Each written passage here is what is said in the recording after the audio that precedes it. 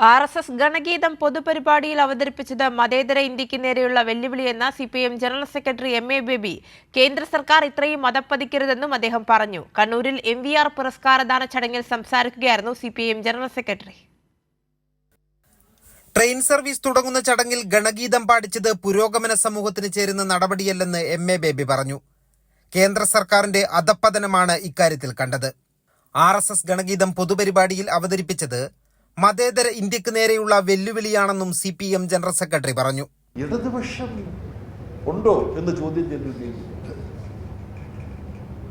ഇടതുപക്ഷത്തിനൊരു ഭാവിയുണ്ടോ എന്ന് ചിലർ ചോദിക്കുന്നു അല്ലേ?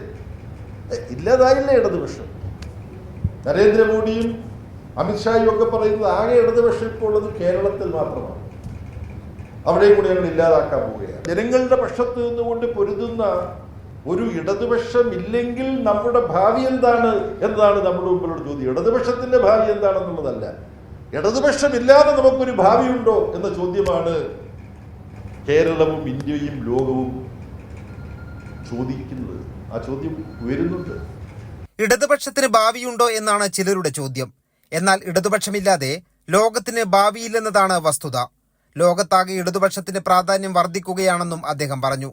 MVR ചാരിറ്റബിൾ ട്രസ്റ്റ് ഏർപ്പെടുത്തിയ MVR പുരസ്കാരം മുതിർന്ന CPM നേതാവ് S രാമചന്ദ്രൻ പിള്ളയ്ക്ക് MA ബേബി സമ്മാനിച്ചു.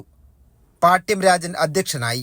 CPIM കണ്ണൂർ ജില്ലാ secretary KK Ragesh, MK Kannan, KP Sahadevan, MV Nikesh Kumar, professor E Kunhiraman, CV Saseendran തുടങ്ങിയവർ പങ്കെടുത്തു. കൈരളി ന്യൂസ്, കണ്ണൂർ.